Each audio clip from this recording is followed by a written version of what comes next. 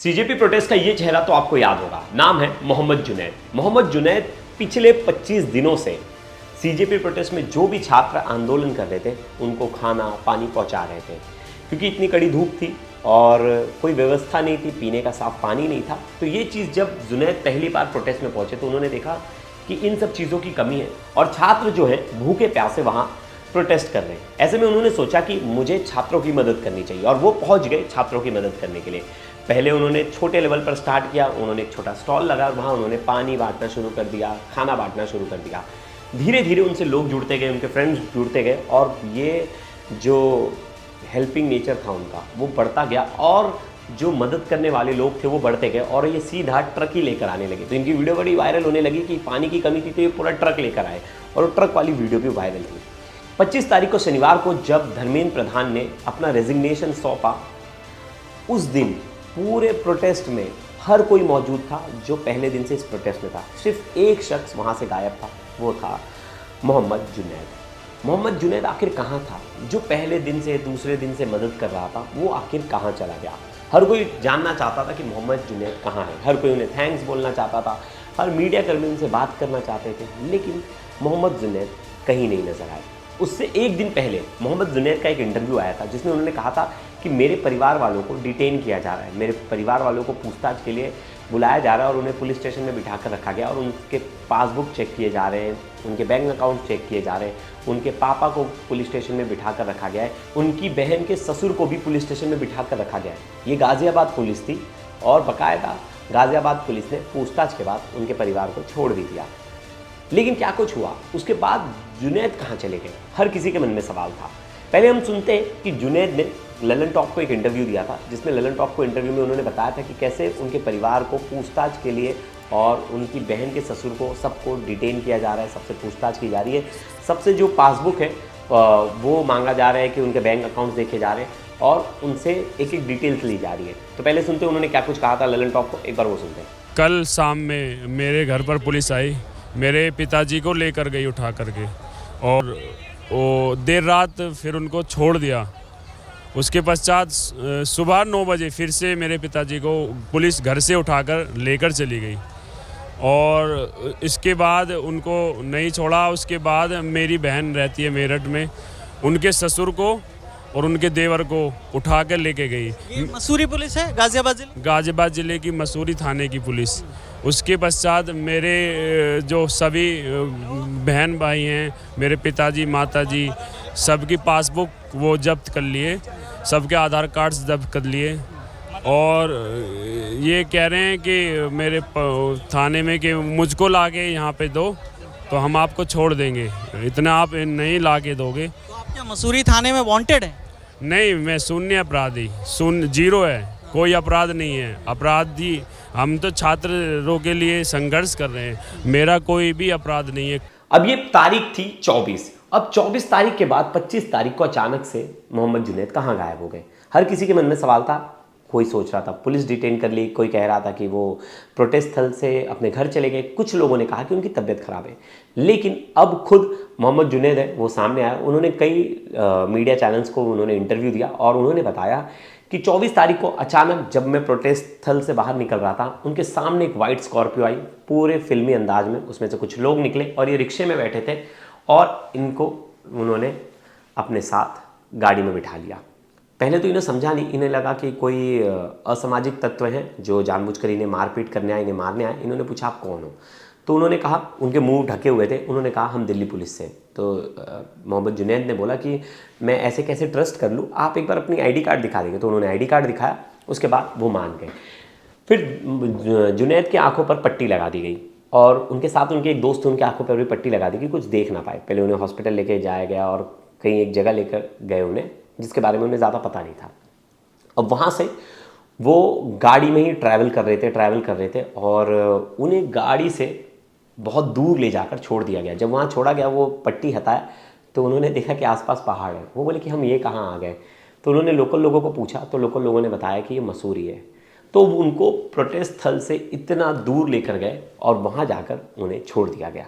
उसके बाद उन्होंने अपनी पूरी कहानी बताई और उन्होंने बताया कि पुलिस ने उनके साथ कोई जाति नहीं की, बस पुलिस ने ना उनके साथ मारपीट की, लेकिन पूरे रास्ते उनसे पूछते रहे और उनसे इंक्वायरी की, तुमसे पैसे कहाँ से आ रहे हैं, फंडिंग कहाँ से आ रही है, पैसे का सोर्स क्या है, तुम इतनी मदद कैसे कर पा रहे हो, सब कुछ पुलिस ने पूछा। और पुलिस ने उनके आँख से तकरीबन वो बोल रहे कि 8 से 9 घंटे तक पट्टी नहीं हटाई, वो जहाँ लेकर जा रहे थे पट्टी पहनाकर, कि उन्हें पता ना चल सके उनके साथ क्या हो रहा है, उन्हें क्या करें। लेकिन उन्होंने एक और चीज़ बताई कि पुलिस ने उनके साथ कोई मारपीट नहीं की और कोई ऐसी बदतमीज़ी नहीं की। और उन्होंने खुद बोला, पुलिस को धन्यवाद बोला कि पुलिस के ऊपर प्रेशर होगा इसलिए पुलिस ही अपना काम कर रही है, लेकिन उनके साथ कोई बदतमीज़ी नहीं हुई। लेकिन उन्हें बिना बताए, बिना कारण बताए उन्हें डिटेन कर लिया गया और डिटेन कर दूर ले जाकर छोड़ दिया गया। अब वो जब रिटर्न आए तब तक देखे कि ये पूरा प्रोटेस्ट जो है एक तरह से ख़त्म हो चुका है। और फिर हर कोई पूछ रहा था कि मोहम्मद जुनैद कहाँ हैं। उनसे एक डिजिटल चैनल के रिपोर्टर ने पूछा कि आप कहाँ थे, तो उन्होंने पूरी चीज़ें बताई। उसके बाद उन्होंने कहा कि किसी ने आपसे कांटेक्ट किया, तो उन्होंने बताया कि हाँ, लीगल टीम जो है सीजेपी की वो मुझसे रेगुलर कांटेक्ट में, वो बातचीत हमसे कर रही हैं। और जो लीगल टीम के एडवोकेट्स हैं वो मेरे पापा और मेरे जो बहन के ससुर हैं वो घर पे पहुँचे कि नहीं, वो लास्ट तक उनके साथ कांटेक्ट में रहे। दूसरी चीज़ थी कि उन्होंने पूछा कि क्या आपसे अभिजीत दीपके या किसी ने, आशुतोष ने या सौरभ दास ने, किसी ने कांटेक्ट किया। उन्होंने बोला कि अभी तो जस्ट उनको ये सक्सेस मिली है, पूरी टीम को सक्सेस मिली है, अभिजीत जो है खुद बीमार है, तो मैं समझ सकता हूँ वो अभी तो बात नहीं कर सकते होंगे। और जो बाकी लोग हैं वो भी अभी बिजी होंगे, मुझे लगता है जैसे ही वो अपने काम से फ्री होंगे तो वो मुझसे कांटेक्ट करेंगे। एक और चीज़ उन्होंने बताई कि उन्हें बहुत बुरा लग रहा है कि वो आखिरी दिन पर मिल नहीं पाए लोगों से, जिन लोगों से एक दोस्ती बन गई थी। उन्होंने कहा कि आदमी किसी को भी समय देता है, अगर एक जानवर को भी समय देता है तो उससे भी दिल लग जाता है। और वहाँ उन सभी छात्रों से दूर दूर से जो आए थे उनसे सबसे उनका मन लग गया था, उनकी दोस्ती हो गई थी। और ऐसे में जो है वो अब उन सबको मिस कर रहे थे और वो बाकायदा रोने भी लगे। अब ऐसे में कई लोगों ने सोशल मीडिया पर लिखा कि जुनैद के खिलाफ़ कई मामले हैं, मतलब झूठे ट्वीट्स बहुत सारे थे, कोई तथ्य नहीं था। अगर जुनैद के ऊपर कोई मामले थे तो उसकी बाकायदा स्क्रीनशॉट डालते, आप एफआईआर नंबर डालते, सब चीज़ डालते, डिटेल डालते, लेकिन किसी के पास कुछ नहीं था। अब 23 जुलाई को मसूरी थाना पुलिस ने उनके पिता को उठा लिया था और 24 जुलाई सुबह को फिर से उनके पिता को उठाया गया। और मेरठ में जो उनकी बहन रहती थी उनके ससुर को भी उठा लिया गया था। और ये सब कुछ किया गाज़ियाबाद पुलिस ने। गाज़ियाबाद पुलिस ने उन्हें उठाकर उनसे पूछताछ की। अब वो पुलिस का कहना है कि अगर जुनैद खुद थाने आ जाएंगे तो परिवार को छोड़ दिया जाएगा, ऐसा मतलब जुनैद का कहना था। अगर जुनैद आते हैं थाने तो उनको छोड़ दिया जाएगा। जुनैद का आरोप है कि उनके खिलाफ कोई केस नहीं है, सिर्फ इसलिए निशाना बनाया जा रहा था क्योंकि वो प्रदर्शन स्थल पर लोगों की मदद कर रहे थे, प्रोटेस्ट में जो स्टूडेंट्स थे उनकी मदद कर रहे थे।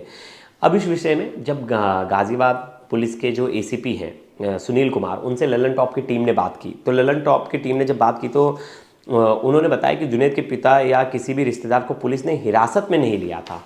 अब हिरासत में नहीं लिया था तो आपने क्या किया था? तो उनका जवाब था कि सिर्फ उनसे पूछताछ की गई थी और पूछताछ के बाद वो चले गए थे किसी मामले। फिर उनसे पूछा भी गया कि किस मामले में पूछताछ की गई, तो उन्होंने बोला जुनैद के बारे में। तो उन्होंने पूछा कि वजह क्या थी, तो उन्होंने साफ वजह नहीं बताई, बात टाल मटोल करने लगे। और उन्होंने कहा कि बाकी चीज़ें जो है गाज़ियाबाद मीडिया सेल जो है, पुलिस मीडिया सेल, वो देंगी। और अभी तक कोई बयान, तो अब जब तक मैं वीडियो बना रहा हूँ अभी तक कोई बयान आया नहीं है गाज़ियाबाद पुलिस की तरफ से। लेकिन अब कोई बंदा सच में सच्चे दिल से प्रोटेस्ट में आया है लोगों की मदद करने, और उसके पीछे जो भी कारण हो, उसके व्यक्तिगत कारण हो या उसे दुख पहुंचा हो या उसने देखा कि नहीं मदद करनी चाहिए, वो मदद करने आया, तो पुलिस फैमिली को इस तरह से हरास करना कहीं से भी ठीक नहीं है। और सरकार को भी ये ना करना चाहिए और इस तरह जो प्रोटेस्ट में भाग ले रहे हैं उल्टा उनका मनोबल बढ़ाना चाहिए, क्योंकि वो अपनी खुद की कैपेबिलिटी से वहाँ खड़े। और जुनैद देखिए अपना गवर्नमेंट का एक एग्ज़ाम, जुडिशियल एग्ज़ाम देकर लौटे थे और उसी दिन से वो आंदोलन में जुड़ गए थे। बाकायदा वो लॉयर हैं और वो लॉ की पढ़ाई कर चुके हैं और जुडिशियल कॉम्पिटिटिव एग्ज़ाम की वो तैयारी कर रहे हैं और बहुत सारे एग्ज़ाम्स वो दे भी रहे हैं।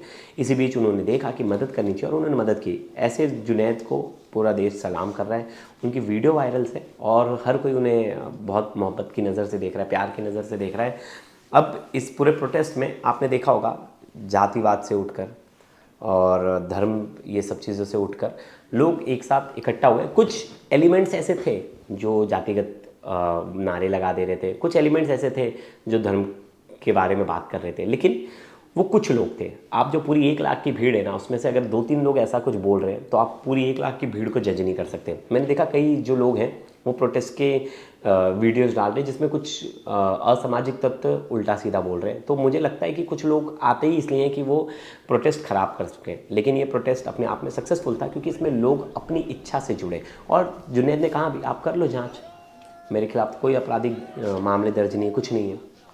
और वो कहीं ना कहीं डर भी गए थोड़ा अपनी फैमिली को लेकर, कई भी बात फैमिली पे की आती है तो अक्सर लोग डर जाते हैं, लेकिन जुनैद ने यहाँ हिम्मत नहीं हारी। और जो लोग थे प्रोटेस्ट में, जितने भी लोग थे, उन्होंने में से किसी ने भी हिम्मत नहीं हारी और इसी के बाद धर्मेंद्र प्रधान का जो है रेजिग्नेशन हो गया। इस बीच एक वीडियो वायरल हुई जिसमें एक गाज़ियाबाद का लड़का था, वो प्रोटेस्टर्स को बुलाकर थप्पड़ मार रहा था और उन्हें धमकी दे रहा था। अगली वीडियो में उस पर बनाऊंगा और उस पर बताऊंगा ये कौन है, क्या है, गाज़ियाबाद पुलिस ने क्या कोई उस पर एक्शन लिया। आप जो वहाँ खाना बांट रहा है आप उसे तो तुरंत आप बुला ले रहे हो, उसके परिवार वाले को बुला ले रहे हो पूछताछ के लिए, लेकिन क्या आपने उसे बुलाया पूछताछ के लिए? वीडियो हर जगह वायरल है, आप कॉग्निजेंस ले सकते हो, लेकिन अभी तक गाज़ियाबाद पुलिस कॉग्निजेंस नहीं लेगी क्योंकि उन्हें तो आदेश नहीं मिले। तो आदेश का वेट करते हैं, क्या पता इन्हें इनकी खातिरदारी का आदेश इन्हें मिल जाए तो पुलिस कुछ एक्शन ले, लेकिन मुझे नहीं लगता कुछ होगा क्योंकि काफ़ी ज़्यादा टाइम हो गया, अभी तक इस पर कोई खबर नहीं आई है। तो दोस्तों ये वीडियो आपको कैसे लगी ज़रूर बताइएगा। तब तक के लिए धन्यवाद।